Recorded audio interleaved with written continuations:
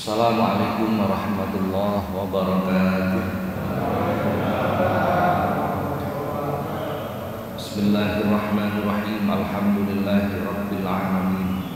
Wassalatu wassalamu ala asyrafil anbiya'i wal mursalin Sayyidina wa maulana Muhammadin wa ala alihi wa ashabihi wa man tabi'ahum bi ihsanin ila yaumiddin. Amma ba'du, ila hadratin nabiyil mustafa Muhammadin sallallahu alaihi wasallam wa alihi wa ashabihi wa dhurriyyatihi al-kiram wa ila jami'i baqiyati sahabati wa tabi'in wa syuhada'i wa salihin wal ulama'il 'amilin wa musannifin wa mu'allifin wa jami'il malaikatil mukarramin wa sadatina sufiyatil muhaddiqin khususan ila sultan al-awliya Asy-Syaikh Muhyiddin Abdul Qadir Al-Jilani Sa'il al-awliya illah wal awliya idis'ah wa ummahatina wa abaina wa ajdadina wa jaddatina wa masyayikhina wa asalidina wa muallimina wa dawil hukukil wajibati alaina wa alal hadirina fi majlisina hadha khususan ila man fataha hadil qaryah khususan ila mu'allif hadal kitab Asy-Syaikh al-Imam Jalaluddin bin Kamaluddin As-Suyuti radhiyallahu anhu musayyi'ulillahi lahumul fatihah. A'udzu billahi minasyaitonir rajim. Bismillahirrahmanirrahim. Alhamdulillahi rabbil alamin. Arrahmanir rahim. Maliki yaumiddin. Iyyaka na'budu wa iyyaka nasta'in. Ihdinas siratal mustaqim. Siratal ladzina an'amta 'alaihim ghairil maghdubi 'alaihim waladdallin. Amin. Para jamaah, alhamdulillah pagi hari ini kembali kita dipertemukan oleh Allah di majelis yang penuh dengan keberkahan ini. Mudah-mudahan apa yang kita laksanakan dicatat oleh Allah sebagai amal soleh. Amin Allahumma amin. Para jamaah, kita lanjutkan kajian kita sampai pembahasan tentang keutamaan wudu, fadilah wudu. Hadis nomor 3 insyaallah. Bismillahirrahmanirrahim. Qala al-musannifu rahimahullah ta'ala wa nafa'ana Allah bihi wa bi'ulumihi wa ada alaina min barakatihi wa asrarihi fid dharain amin. Al-haditsus salisu minal asharati fi hadzal bab. Wa qala sallallahu alaihi wasallam lan dawuh kanjeng Nabi sallallahu alaihi wasallam, man utawi sapa wong iku nama turu sapa man ala wudu'in ing tasih duweni wudu fa adrakahu maka metuihu ing man apa al mautu pati fitilkan lailatin dalam mengkono-mengkono wengi fa maka utawi man indallahi mungguhe Gusti Allah iku syahidun wong kang mati syahid. Barang siapa yang tidur dalam keadaan berwudu suci maksudnya, kemudian di malam hari itu dia mati, maka orang yang seperti ini bagi Allah adalah orang yang mati syahid. Dicatat pahalanya sebagai orang yang mati syahid. Jenengan nek sare ya wudu ta. Koyoke gak ono sing lakone. Berat ini, maka pahalanya juga luar biasa. Dalam hadis yang lain Rasulullah menyampaikan, idza namal abdu ala taharati urija birruhihi ilal arsy. Hadis yang lain, ketika seorang hamba tidur dalam keadaan bersuci wudu, urija birruhihi ilal arsy, maka ruhnya diangkat oleh Allah sampai arsy. Orangnya tidur, jasadnya di bumi, tapi ruhnya di arsy. Apa keistimewaannya? Banyak hadis yang menyebut ketika orang itu tidur ruhnya di arsy. Banyak hadis yang menyebut begitu. Apa keistimewaannya bila ruh kita berada di arsy? Para jamaah, kita di atas kita itu langit. Langit yang tampak itu disebut samaul ardi, langit bumi, langit pertama. Semua jajaran galaksi, matahari, bulan, bintang, planet itu di dalam samaul ardi, di dalam langit pertama. Setelah itu langit kedua, ketiga, keempat, kelima sampai ketujuh, naik lagi namanya hamalatul arsy, cagae arsy. Naik lagi namanya arsy, naik lagi namanya kursi, naik lagi namanya mustawa, lauhdun. Setelah itu mustawa, naik lagi sidratul muntaha. Setiap hari amal manusia itu dibawa oleh malaikat, namanya malaikat hafadz, untuk dilaporkan kepada Allah. Itu hadis diriwayatkan oleh sahabat Mu'adz bin Jabal, panjang hadisnya. Suatu ketika malaikat hafadz itu diceritakan dalam hadis itu membawa amalnya penduduk bumi. Amal itu bercahaya, menerangi ufuk. Amalnya orang yang ahli sholat jamaah, ahli puasa, ahli baca Quran, ahli zikir, ahli sedekah, ahli haji, ahli umroh. Begitu bagus amal ini. Ketika naik sampai langit pertama dicegat karo malaikat sing njaga langit pertama, namanya malaikat Ismail. Jumlahnya 70.000 malaikat. Sampai situ ditanya oleh malaikat yang menjaga langit pertama, arep kok gawe ning ndi amale? Malaikat yang membawa amal ini mengatakan, arep tak sowanke Gusti Allah. Iki ngono amale sijine wong penduduk bumi, ahli sholat jamaah, ahli zikir, ahli poso, ahli maca Quran, ahli sedekah, ahli haji, ahli umroh. Apa kata malaikat penjaga langit pertama? Ndak usah, ndak pantas. Li'annahu sahibal hasad, karena dia orang yang hasud. Karena dia orang yang hasud. Coba bayangin, begitu sulit amal itu sampai kepada Allah, gitu maksud. Itu baru langit pertama, nanti langit kedua juga diseleksi lagi, ketiga diseleksi lagi, terus begitu. Coba bayangin, amal yang begitu baik itu sampai pertama entek karena hasud. Nopo hasud itu? Nopo apa hasud itu? Hah? Bahasa sederhananya iri. Sebenarnya lebih sulit dipahami kalau diterjemahkan iri. Hasud itu tamanni zawala nikmatal abdi ila ghairihi. Ketika orang lain mendapatkan tambahan nikmat, dia merasa terganggu. Koncone kok iso tuku sepeda motor, hatinya terusik gitu, mangkel, nah gitu ya. Jadi ketika orang lain oleh tambahan nikmat, dia tidak bisa merasa ikut bahagia, tidak bisa.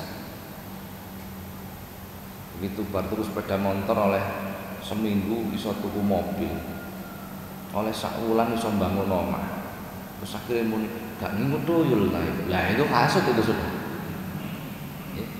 Jadi ketika saudara kita sesama muslim itu mendapat tambahan nikmat apapun,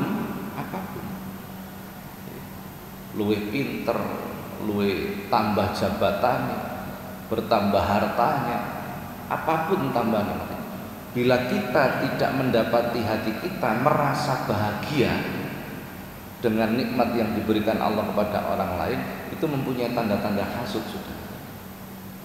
Itu masih pinter ngono, tapi wong lho gak tahu metu omah. Lah itu tanda-tanda hasud itu sudah.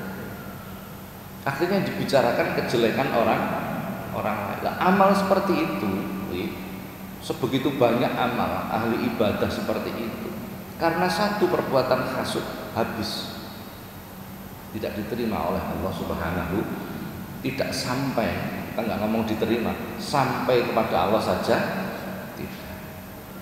Kena ndelok niki koyoke embuh awake dhewe iki. Karena lah ketika ruh itu berada di arsy sudah melewati 7 langit ini, maka sudah dekat dengan Allah. Lah itu bedanya. Sehingga amal itu lebih mudah diterima oleh Allah. Itu keutamaan dari orang-orang yang bersuci, orang yang berwudu.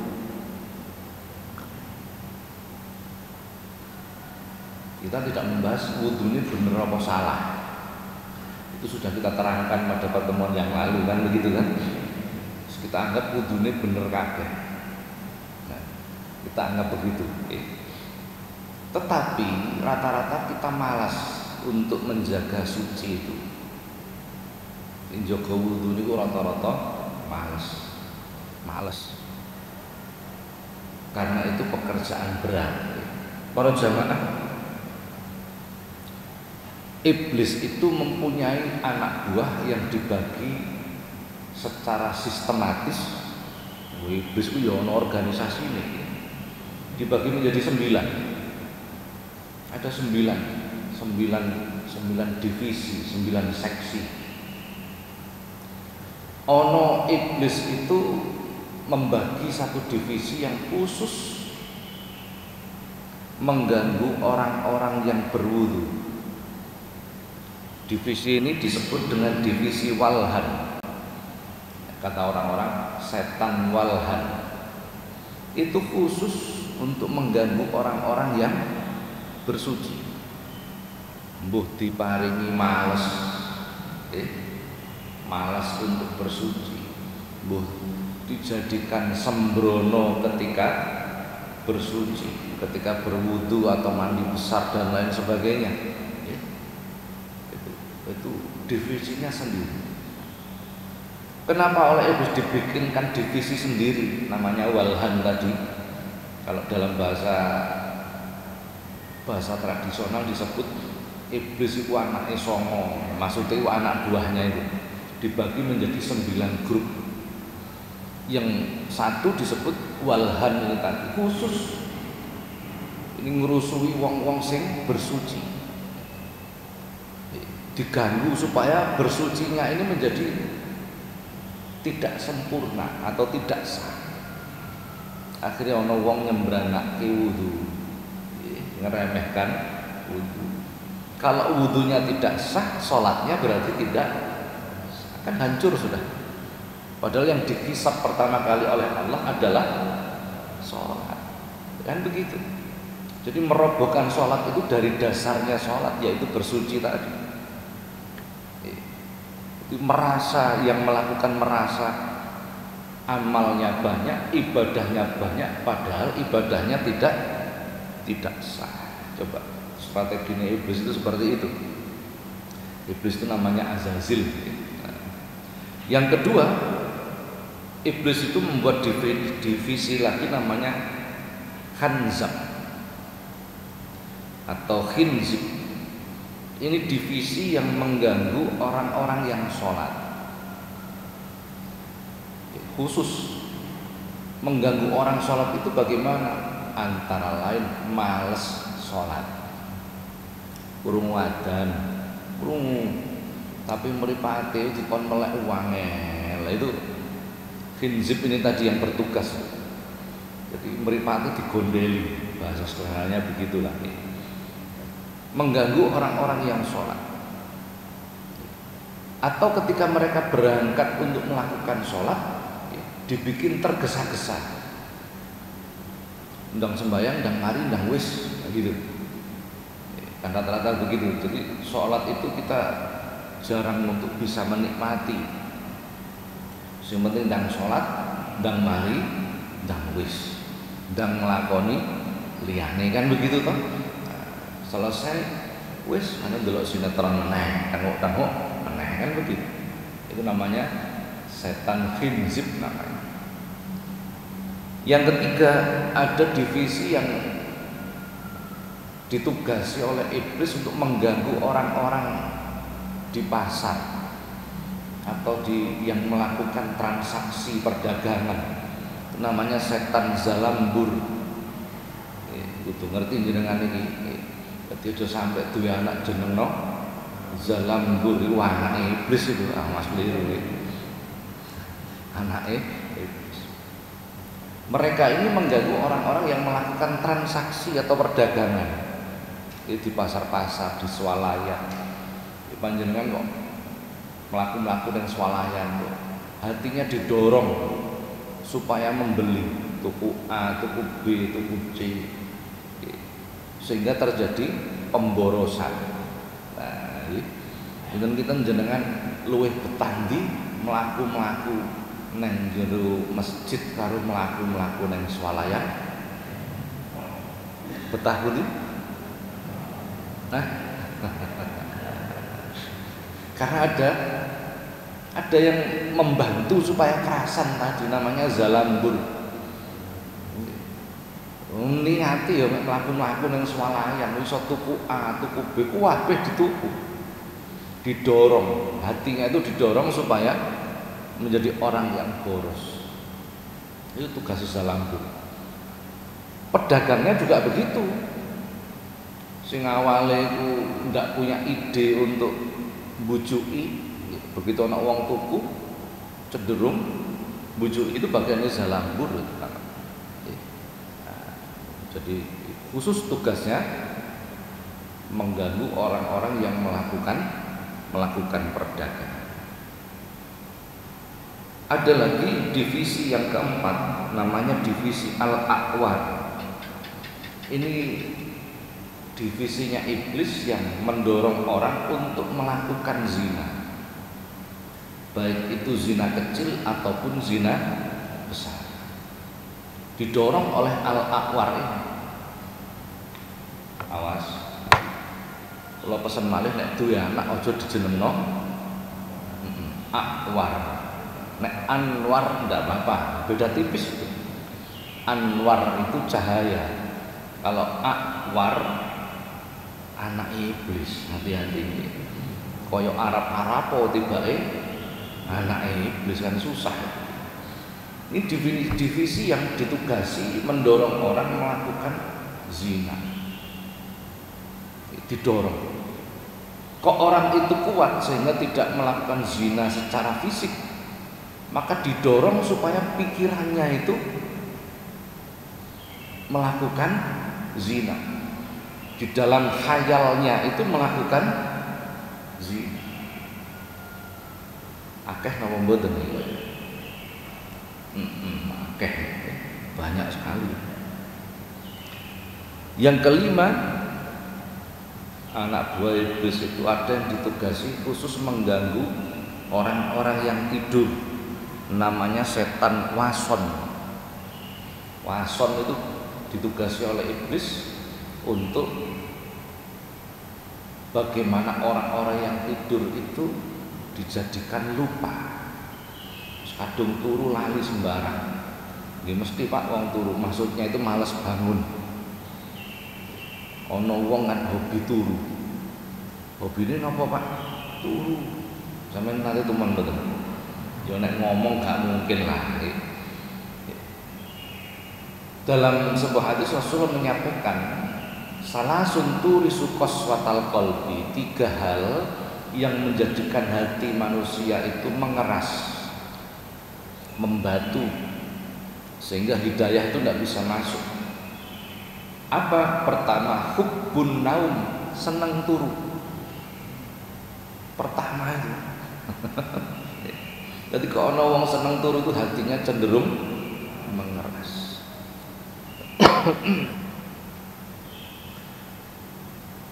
Sementara kita itu dianjurkan tidur sehari semalam paling tidak berapa jam?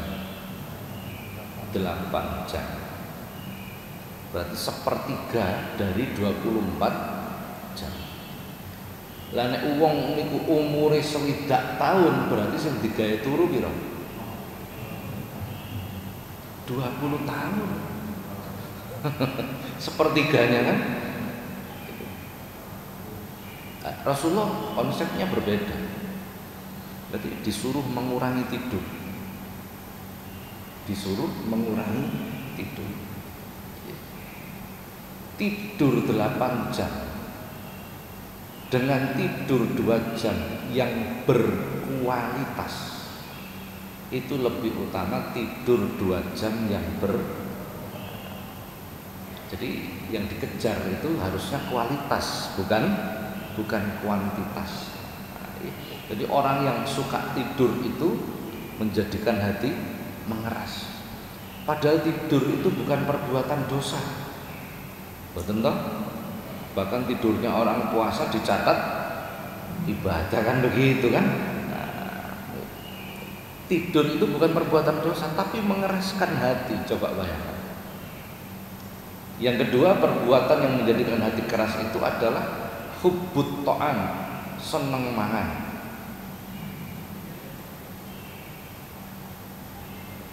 Makan itu bukan sesuatu yang haram. Asal yang dimakan bukan yang haram, gitu.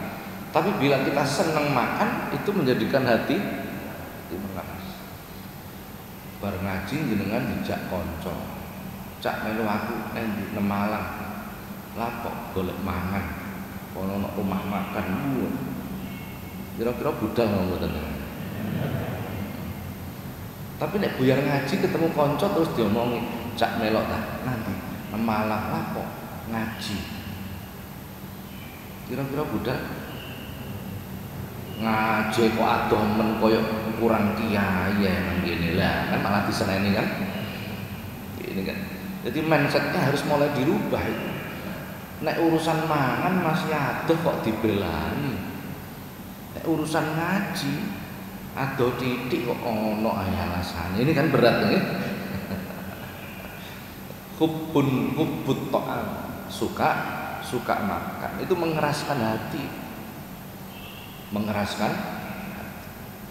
Yang ketiga, hubbur rohah, suka bersantai-santai. Seneng bersantai-santai. Nanti lo cak kene lo sik tengok-tengok sik, isine tengah-tengok ae. Artinya apa? Umat Islam itu tidak boleh bersantai-santai, punya etos kerja yang sangat tinggi. Artinya begitu. Jadi harus punya aktivitas, harus produktif, minimal mempunyai kesibukan, minimal seperti itu. Orang yang suka santai-santai itu akan menjadikan hatinya mengeras. Nah, mengeras tidak bisa dimasuki hidayah. Alhamdulillah, ini harus membuat konsep untuk menjadikan diri kita mempunyai aktivitas. Harus begitu. Setan yang keenam namanya setan tabar. Ono setan jenenge tabar, ini unit sebenarnya. Unit tabar.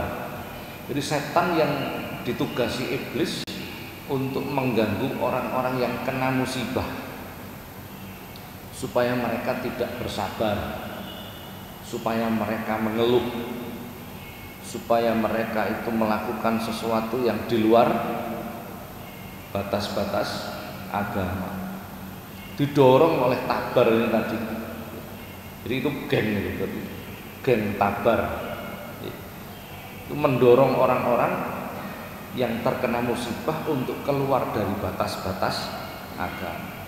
Akhirnya akeh wong nek kena musibah itu sambat, ngresula, gremeng, banding-bandingkan. Lah yo kene iki lho aktif sembahyang jamaah, aktif maca Quran rutin,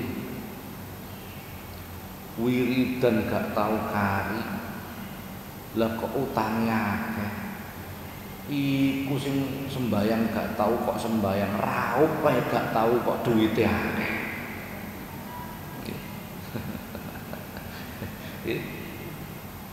Begitu bakulan, dodolan, sing aktif jamaah, aktif maca Quran, zikir, sepi dagangan. Sebelahe sembahyang gak tahu, kok sembahyang raup lu ora tahu, luwari setengah mati. Akhirnya didorong hatinya oleh takbar ini tadi membandingkan seperti itu. Lho delok tatanggamu lho gak tahu sembahyang ae. Oh, dagangane lari soalmu sembahyang tambah gak entos apa-apa tambah utangnya. Membandingkan. Sehingga keimanannya semakin tipis. Nah, ini bagiannya takbar. Membanding-bandingkan begitu. Lah apa wiridan suwi-suwi nyatane wiridan suwiakmu tambah melarat. Wah, wis ra karo-karuan wis. Ini bagiannya tabar tadi. Yang ketujuh namanya dasim. Makanya MTV ku ono dasimah. Nah, itu wedok berarti nek dasim lanang dasimah wedok. Ya memang begitu. Soim itu orang laki-laki yang berpuasa. Nek perempuan yang berpuasa jenenge iya memang soimah gitu, dalam bahasa Arab itu begitu. Jadi dasim ini diserai oleh iblis untuk mengganggu orang yang berada di dalam rumah atau rumah tangga, nah, keluarga. Dasim ini yang diserai. Bagaimana suami dimunculkan sifat egonya sebagai kepala keluarga, akhirnya suami semena-mena kepada anggota keluarga. Istri dimunculkan, didorong oleh dasim ini tadi ya, untuk menuntut harga dirinya, sehingga istri yang harusnya taat itu menjadi berontak dan lain sebagainya. Sing wedok curiga karo sing lanang curiga karo sing wedok. Anak ndelok wong tuwa ngono akhirnya gak kerasan ning omah wis entek kabeh lah iki. Ini bagiane dasim ini tadi. Bagiane dasim. Jenengan harus ngerti timnya mereka itu paling tidak harus hati-hati. Kok neng keluarga kok ada ketidakharmonisan, oh ini berarti dasim. Nah, harus tahu itu. Yang kedelapan matun atau masuk. Ini anak buah iblis yang diserai untuk menyebarkan berita bohong. Wah. Jadi di medsos kok banyak berita bohong, itu pegawainya DI aslinya. Betul itu. Jadi ketika kita mendapat berita, kita menyampaikan ke orang lain, kemudian kita kurangi atau kita tambahi, itu hati kita didorong oleh maksud ini tadi untuk bumbon-bumboni. Lho kula cerita nek mboten dibumboni mboten sedep Pak. Nah, ora dibumboni ora akhire kakean bumbu, ana sing kasinen, ana sing kepahitan ora karo-karo. Menyebarkan berita sehingga orang itu cenderung kadzab, melakukan dusta. Nauzubillah. Nomor 9 ada divisi khusus tim elitnya iblis. Wah. Tim elitnya iblis namanya Abyad. Abyad ini adalah anggota satuan khususnya iblis yang diserai untuk ngerusui para nabi, ngerusui para wali. Bukan kelas kita sudah. Kalau kita diganggu oleh abyad, wah hancur kita, tidak mampu, tidak banding, tidak banding kita. Itu khusus untuk mengganggu para nabi, para wali. Dan ternyata iblis itu juga punya peraturan. Abyad ini tidak diperbolehkan mengganggu selain para nabi dan para wali, dan mereka patuh dengan aturan itu. Bukti baik iblis ya ono patuh-patuh barang. Iya, jadi ada ukurannya sendiri, ada ukurannya. La yukallifullahu nafsan illa wus'aha. Allah menguji itu selalu sesuai dengan ukuran kita. Kalau kita kok diperbolehkan diganggu oleh abyad, ya habis kita. Bukan lawan kita, bukan lawan bukan lawan kita. Jadi Allah membuat skenario, aturan-aturan, batasan. Kembali hadis nomor 4 sekarang. Waqala sallallahu alaihi wasallam lan dawuh Kanjeng Nabi sallallahu alaihi wasallam, an-naimud dhahiru utawi wong turu ad-dhahiru kang suci iku kasoimil qaimi ngumpamani wong poso al-qaimi kang nindakke salat. Orang yang tidur dalam keadaan suci itu seperti halnya orang yang berpuasa yang sedang melakukan sholat. Coba bandingannya seperti itu. Penak pundi sholat karo turu. Jadi orang yang tidur dalam keadaan suci itu seperti orang yang berpuasa dan melakukan. Kalau ngaji kitab Bidayatul Hidayah di Masjid Al-Ibrahim Kaliwaru, sederhana itu, menerangkan apa yang dilakukan mulai bangun tidur sampai tidur, hanya itu saja isinya kitab itu. Tapi rata-rata tidak mampu melakukan, rata-rata itu. Jadi kalau kita akan tidur itu sunnah berwudu, sunnah. Kemudian mapan mujur ngalor ngidul, miring menghadap kiblat, sunnah itu. Setelah itu membaca doa. Ya napa dungane wong turu niku? Ya napa? Bismikallahumma ahya wa bismika amut. Niku dungane turu bocah TPA. Nek panjenengan sik TPA ya maca donga niku ngoten maksude. Dalam kitab itu diterangkan sunnahnya doa-doa yang dibaca. Baca Al-Fatihah sekali, Al-Ikhlas 3 kali, Mu'awwidzatain 1. Kemudian membaca ayat kursi sekali, membaca Al-Baqiyatus Sholihat, kemudian membaca sholawat, kemudian membaca surah Al-Kahfi. Sampai kok kaya seneng tak ceritane. Senang apa sumpek kira-kira? Loh iya, sunnahnya seperti itu. Kemudian berzikir sampai tertidur, seperti itu. Itu sunnah.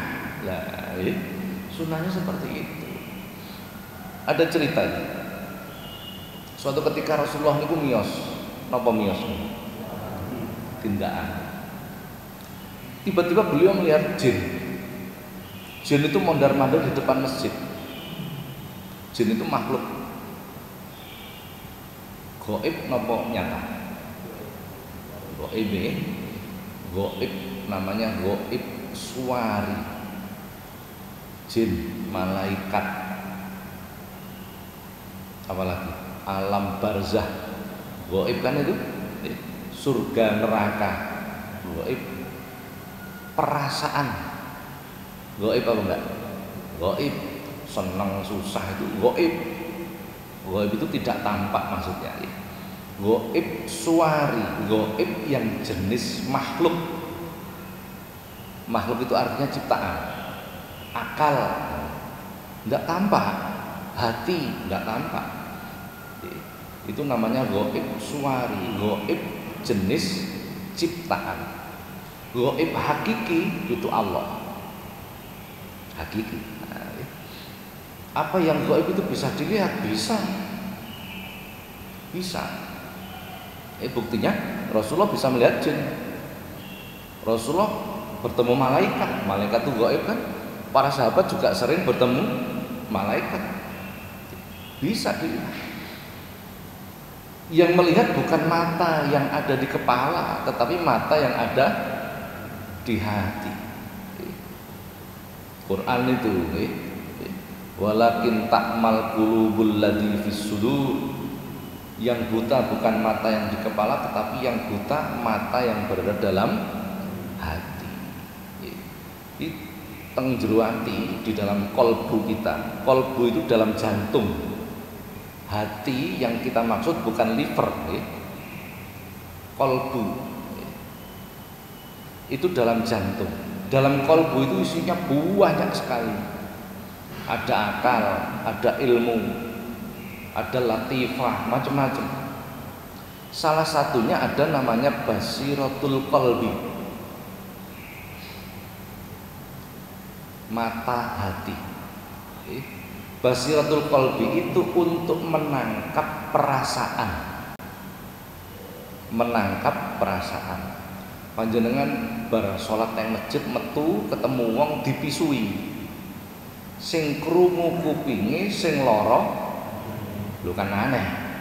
Wong sing krungu kupinge kok sing lara atine. Kudune nek sing krungu kupinge sing lara tapi sing lara atine. Berarti ada yang menangkap dalam hati itu kan? Ada sinyal untuk menangkap sinyal itu. Nah, itu namanya basiratul qalbi. Panjenengan tanggal tua kok sumpek, hati ini sumpek. Nah, yang menangkap sumpek itu basiratul qalbi. Tambah tua tanggalnya tambah sumpek. Sebab napa? Iya kate duit. Lho kok moro-moro tanggal 29 ketemu kanca dikei duit tebele semene. Dikei mboten diutangi, dikei. Sumpek itu tadi berubah menjadi yang menangkap itu basiratul qalbi. Bapak-bapak ini kok ketemu wong wedok wayu, atine seneng apa susah? Kok jujur menang. Yang menangkap itu adalah basiratul qalbi. Ini diberikan oleh Allah kepada kita itu untuk bisa menangkap perasaan seperti itu. Basiratul qalbi itu menangkap perasaan. Dari basiratul qalbi itu masuk ke dalam lagi. Ada namanya basiratus sirri, untuk melihat alam malakut, sesuatu yang gaib, jin, malaikat, dan begitu-begitu nih. Jadi yang bisa melihat jin itu basiratus sirri namanya. Dari basiratus sirri masuk terus ke dalam, ada namanya basiratul fuad. Ini untuk memandang Allah.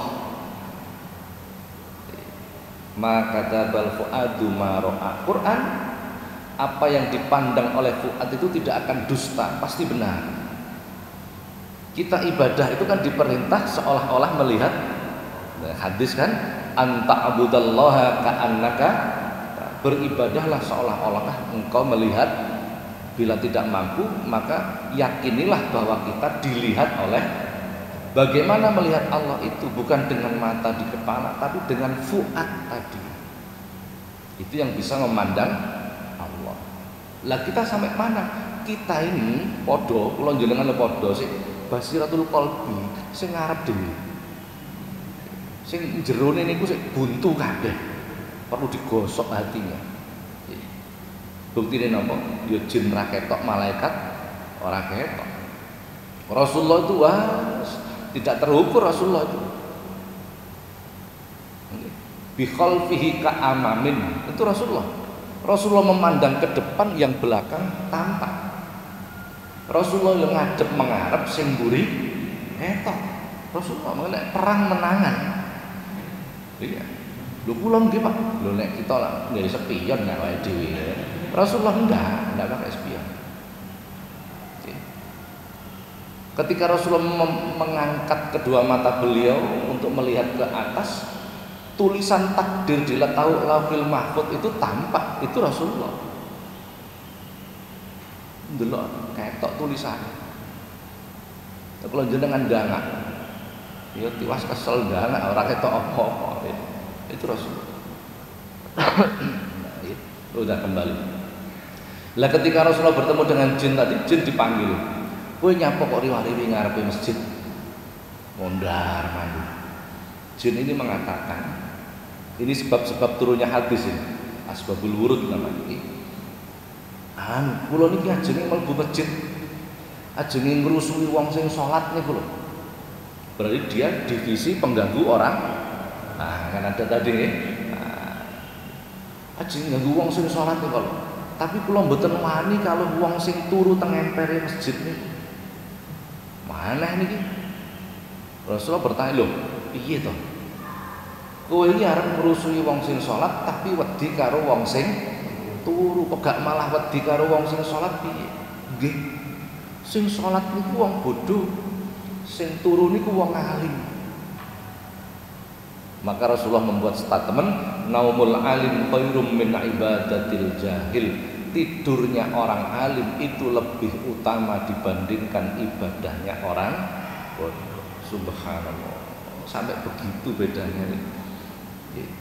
Tidurnya orang alim lebih utama daripada sholatnya orang bodoh. Tapi jenengan kok kepingin sholat gak keganggu iblis, gak keganggu jin, golek kiai sing turu sembahyang sebelah.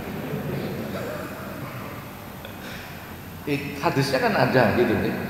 Artinya apa? Tidur tapi disertai ilmu, maka tidurnya seperti tadi. Berwudu dulu, ndonga dhisik, terjaga. Pasukan iblis tidak berani mendekat. Tapi orang sholat, tapi sholatnya tidak disertai ilmu, merapat itu. Pasukan iblis merapat. Tidak hanya dikerumuni tapi dileboni iso-iso. Jadi ini ngomong kalau sholat bengang-bengang itu tinggoni. Iki gak mek tinggoni sebelah mlebu ning wonge wis. Pola pikirnya dirusui kan begitu kan? Nah, itu berat sekali. Tuh ini. Jadi ilmu tetap menempati porsi yang utama. Jadi kula jenengan salate gedhe durung karuan. Ilmu tetap nomor satu. Innal amalal katsira ma'al jahli la yanfa'u wa innal amalal qalila ma'al ilmi yanfa'u, kata Rasul. Sesungguhnya amal yang banyak tetapi disertai kebodohan, la yanfa'u, tidak ada manfaatnya. Dan sesungguhnya amal yang sedikit disertai ilmu akan membawa manfaat. Ana wong hobi salate walah kuwatah tapi bodoh. Dengan orang yang salat mek 5 waktu tok tapi disertai ilmu, manfaat. Arep nanti cak sembahyang kok maghrib. Loh, maghrib?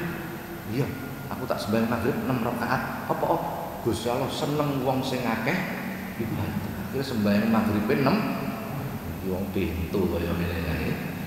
Karena tidak disertai ilmu. Salate gedhe tibake wudune keliru. Lah kan kasus ini. Gitu. Pentingnya ilmu sampai segitu. Jadi tetap karena ilmu itu disebut sebagai derajat yang paling tinggi. Nah, orang yang tidur dalam keadaan suci itu dibandingkan persamaannya dengan orang yang puasa melakukan sholat. Bayangkan, poso gelem sholat itu berat. Wayah poso gelem sholat duha. Sholat pokok sholat sunnah itu dilakoni kan luar biasa itu sama dengan orang yang tidur dalam keadaan suci. Itu sepundi Pak, kula nggak ada bojo berwudu terus sari terus jejer karo sampean nggih jejer karo bojo gitu ndak apa-apa. Yang penting wudu, terus sare mapan mujur ngalor ngidul ngadep kiblat maca donga. Nek wis mari keturon kok kesenggol utawa senggol-senggolan enggak apa-apa. Yang penting sudah dilakukan prosesnya. Mboten napa-napa. Ini tidak banyak yang bisa melakukan. Memang orang-orang tertentu nih tidurnya Rasulullah itu kan anteng, gak kakean pola. Dalam kondisi miring menghadap kiblat, anteng, tenang Rasulullah. Nek kula jenengan, wah, masyaallah. melumah, mengkurep, meleding, murah karu-karuan, gelisah. Menunjukkan cermin itu kan cermin hati kita tidak tenang, kan begitu kan? Enten sing kula niki mboten, Pak, kula nek tilem niku tenang, pancen lara, dadi meneng. Nah, niku lara, itu bukan cermin kalau itu. Jadi ada ukuran-ukurannya. Masalah. Maka kita disunahkan untuk membaca doa sebelum berwudu. Napa dungane? Bismillahirrahmanirrahim. Rabbi a'udzubika min hamazatis sayatin wa a'udzubika rabbi ayyahdurun. Niki dungane sadurunge wudu. Donga sadurunge wudu. Kita teruskan. Wa qala sallallahu alaihi wasallam lan dawuh Kanjeng Nabi sallallahu alaihi wasallam.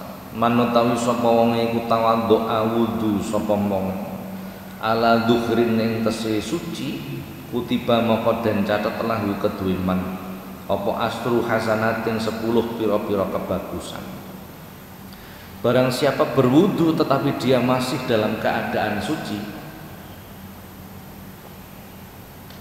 berjamaah maghrib ke masjid, wiridan ngaji maca Quran, azan nisa, masih keadaan suci dia, kemudian berwudu, maka orang yang seperti ini akan mendapatkan 10 kebaikan. Jadi dobeli wudu itu akan mendapat 10 kebaikan. Ini pahala bagi orang-orang yang mencintai kesucian. Ingat, Allah itu zat yang maha suci. Maka bila kita menghadap Allah dalam keadaan yang tidak suci, tidak akan diterima oleh Allah. Jadi kalau jenengan sowan datang Gusti Allah, menghadap Allah zat yang maha suci, maka kita berupaya. Mungkin insya Allah pertemuan depan kita akan sampaikan bagaimana mensucikan dohir kita dan bagaimana mensucikan batin kita. Insya Allah pertemuan depan. Pun para jemaah sampai merikurin, barangkali ada pertanyaan dipersilahkan. Iya. Waalaikumsalam. Malaikat itu jadi guru malaikat yang terjadi itu di alam barzakh. Pertanyaan apa yang pertama kita ingin tahu apa yang ditanyakan malaikat di alam barzakh.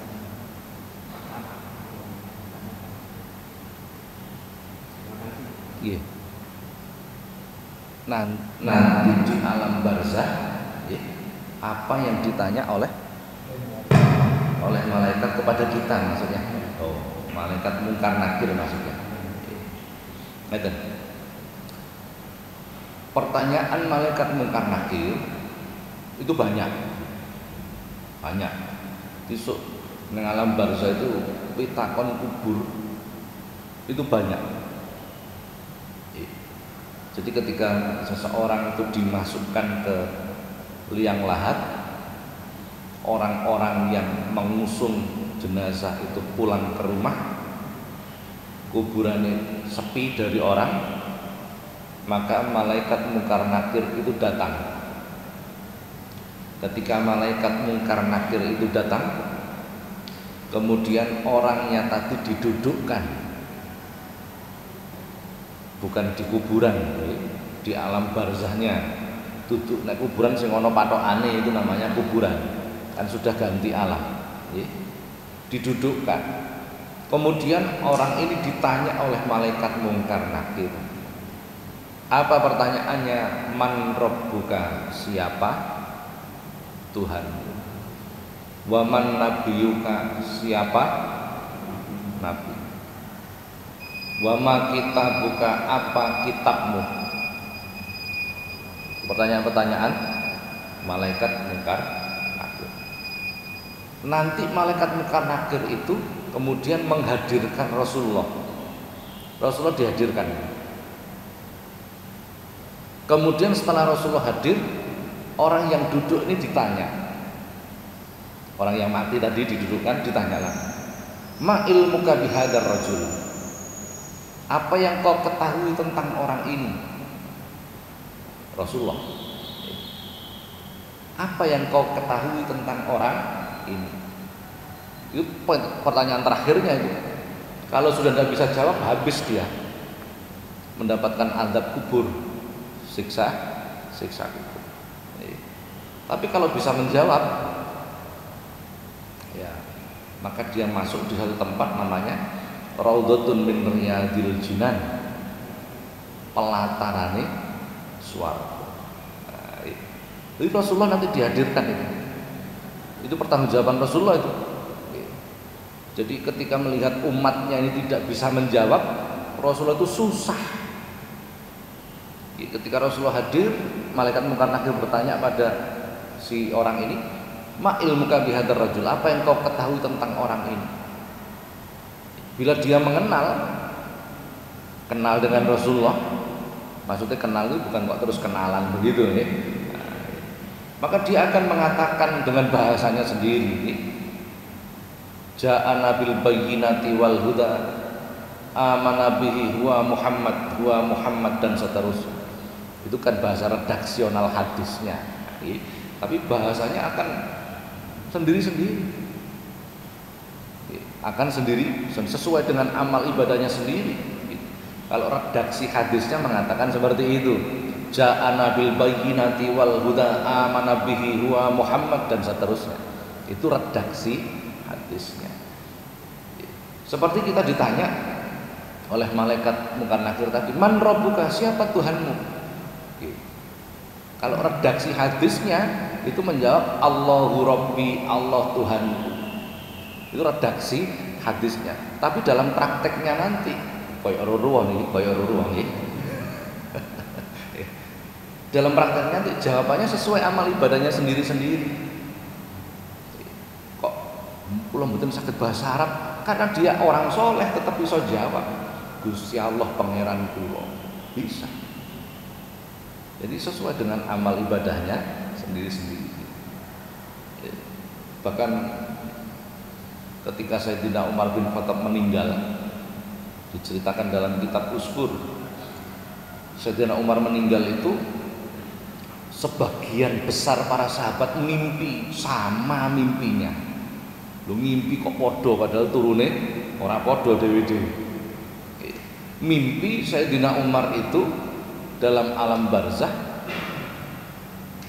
nemoni para sahabat yang mimpi tadi. Terus ditanya, bagaimana keadaanmu di alam barzah? Sayyidina Umar mengatakan, alhamdulillah aku mendapat rahmat Allah. Semua sahabat itu dalam mimpi bertanya pada Sayyidina Umar, bagaimana kamu mendapat rahmat Allah? Apakah dari sifat adilmu? Apakah dari ibadahmu yang begitu kuat? Ataukah dari sifat zuhudmu yang luar biasa? Sayyidina Umar mengatakan tidak.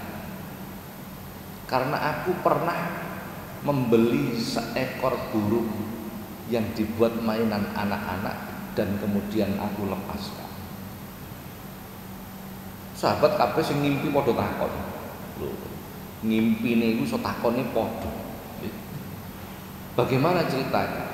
Ketika aku didudukkan oleh malaikat Munkar Nakir hadir untuk bertanya kepadaku, tiba-tiba ada hatif, ada suara.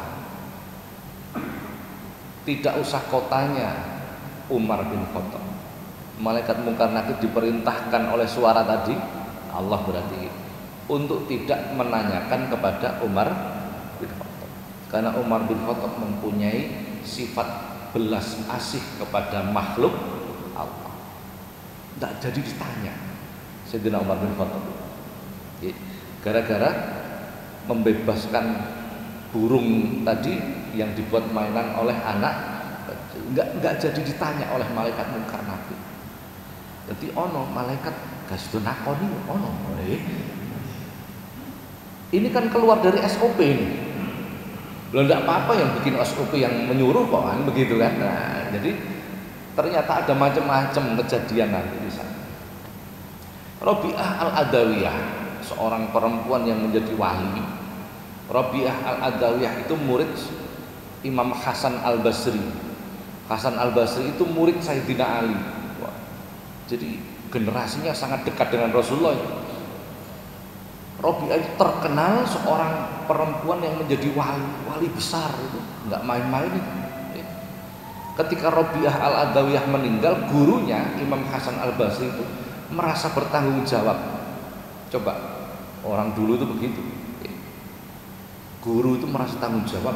Bagaimana nasib muridku di alam barzah? Sampai begitu tanggung jawabnya guru zaman saiki ya mbok. Akhirnya memang begitu Rabi'ah al-Adawiyah ini dikebumikan, Imam Hasan al-Basri sholat minta petunjuk bagaimana keadaan Rabi'ah di alam barzah. Karo Gusti Allah diparingi TV LED 60 in, tampak kejadian di alam barzah. Nah, kira-kira nih 80 in mungkin nih. Nah, tampaklah kejadian di situ. Rabi'ah al-Adawiyah didudukkan malaikat Munkar Nakir datang kemudian bertanya sambil membentak. Ini stylenya Munkar Nakir itu begitu, wajahnya menakutkan, bahasanya membentak. Man rabbuki wa man nabiyuki.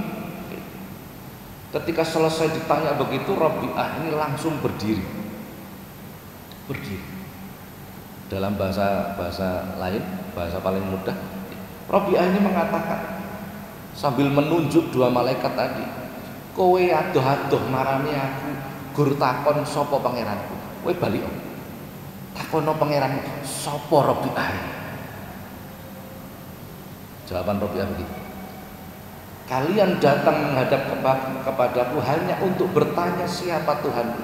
Kalian kembali tanya kepada Tuhanmu siapa Rabi'ah. Bayangin, malaikat langsung semono ngamuk. Kenapa? Dalam hidupnya Rabi'ah itu menghabiskan hidupnya untuk mencintai Allah. Kok sampai Gusti Allah ngutus malaikat takon sapa pangeranmu, lak wis kebacut ae. Padahal orang yang dalam hidupnya dihabiskan untuk mencintai, kok Allah gak kenal, kan aneh. Kowe bali takono pangeranmu sapa aku. Kuwagah ngoten nggih. Itu malaikat yo manut ae. Ya karena punya amal soleh. Kalau dia cintanya tidak sepenuh hati ya tidak mungkin yo redek ngono. Jadi begitu balik ini malaikat. Yo belum baik kok ngamuk. Selesai sudah. Selesai. Rabi'ah itu begini. Wah, luar biasa. Ya Allah, seandainya ridhomu itu berada di dalam neraka, masukkan aku ke dalam neraka. Ayo sampean wani ndonga. Ya Allah, seandainya ridhomu berada di dalam neraka, masukkan aku ke dalam neraka. Ya Allah, seandainya ridhomu berada dalam kemiskinan, jadikan aku miskin. Ya Allah, seandainya ridhomu berada dalam sakit, jadikan aku sakit. Paling sampai ndonga ngono. Lah Rabi'ah, wah, pol. Nah, lah orang seperti itu kok malaikat Munkar Nakir takon sapa pangeranmu? Ayo disentak langsung. Nah, itu gini. Oh banyak itu. Jadi apa ya? Yang penting itu jadi orang soleh lah. Kalau sudah jadi orang soleh jawab sak keneke pun beres. Betul itu. Kiai kula niku cerita, saya tidak berani nerangkan dari mana sumber beliau. Suatu ketika ada ulama ahli bahasa Arab meninggal, ditanya oleh malaikat Munkar Nakir, man rabbuka wa man nabiyuka. Ulama tadi menjawab, piye to kowe iki? Lha wong aku guru ngaji kok takoni sapa pangeranku. Wong aku kiai kok takoni sapa? Ini kan bahasa yang disederhanakan oleh kiai saya. Itu nih. Jadi kalau orang itu punya amal soleh, jawabnya sak keneke. Jawabnya sak keneke.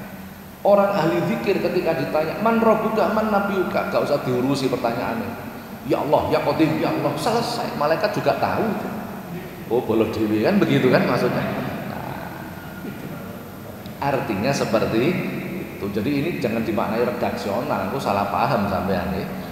Asal kita menjadi orang soleh sudah, jawab seenakmu. Jawab seenak. Malaikat kalau nggak tahu ya ini ora usah jadi malaikat, ya. Mesti tahu malaikat. Nah, orang yang ahli baca Quran ketika ditanya man rabbuka, nggak usah dihiraukan, wis maca alif lam mim dalikal kitab la raiba fi sudah. Oh, bolo dewi berarti kan mesti tahu mereka. Jadi kuncinya itu bukan jawabannya, tetapi kita menjadi orang yang soleh. Nah, kalau sudah menjadi orang soleh, sak kenake jawabnya pun, sak kenake. Si siapa namanya itu, yang lucu itu, siapa jenenge itu? Abu Nawas itu malah aneh melih itu. Pesan kepada anaknya, "Engko nek aku mati, gawe kafan sing lawas wae. Sing wis elek."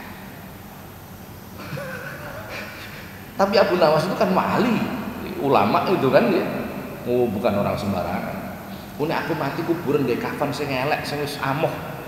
Nek perlu sing wis suwek-suwek. Itu betul dimakamkan.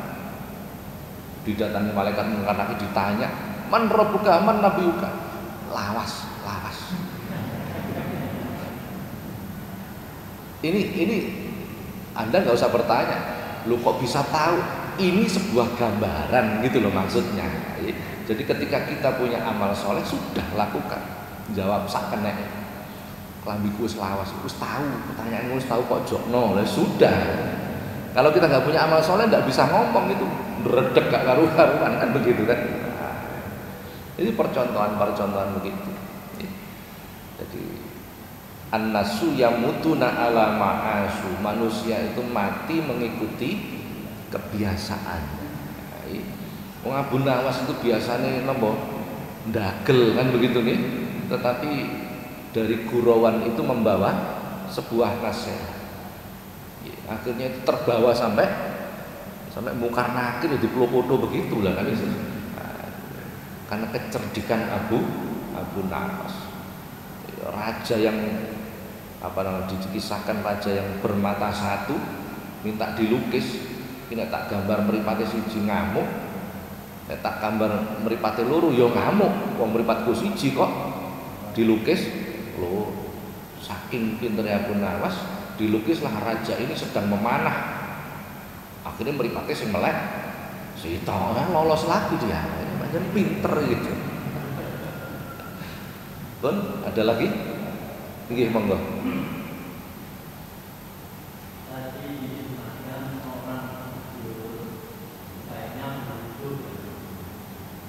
Sebelum tidur kan banyak yang disunahkan membaca. Yang apa bersucinya tadi sudah dulu. Ketika tengah-tengah membaca terus dia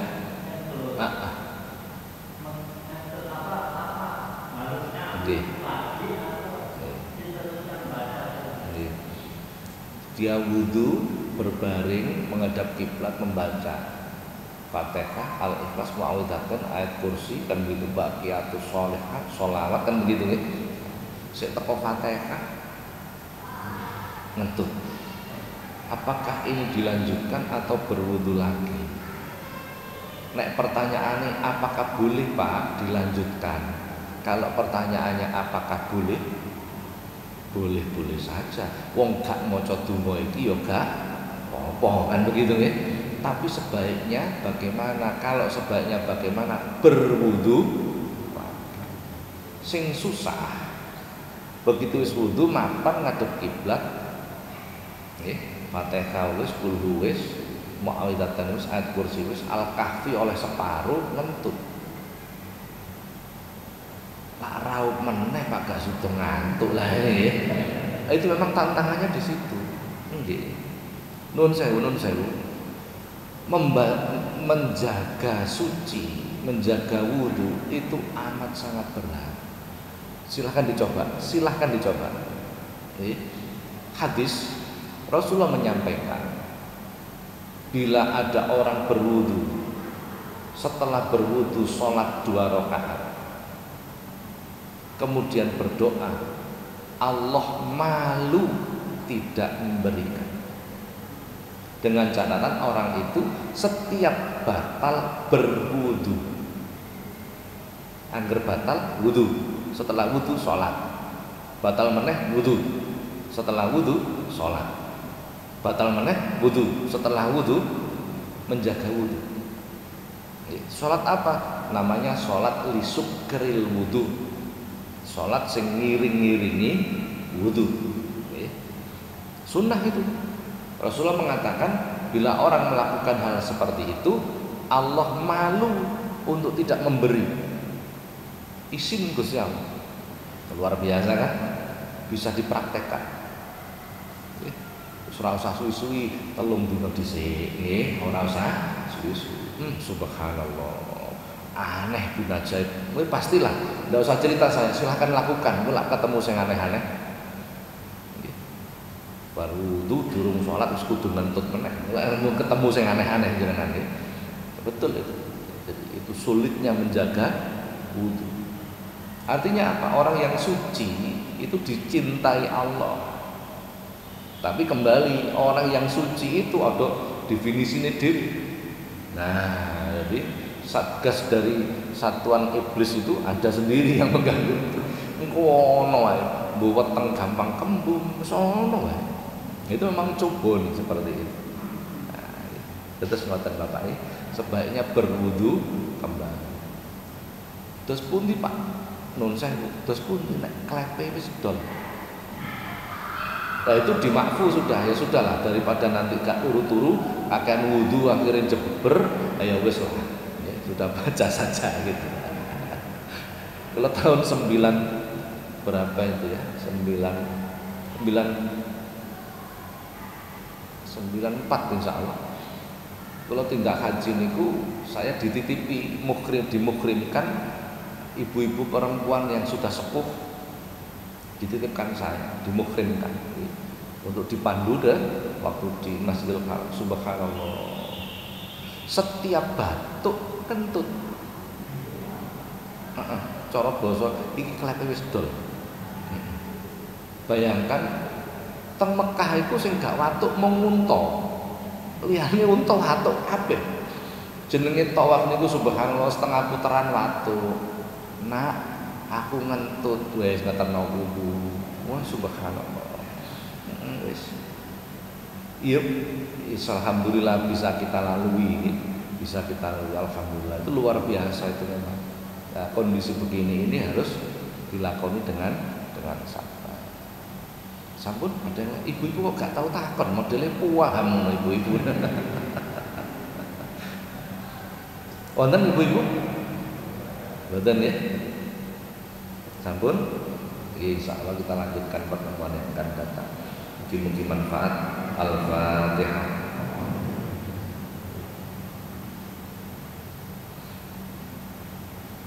Assalamualaikum warahmatullahi wabarakatuh.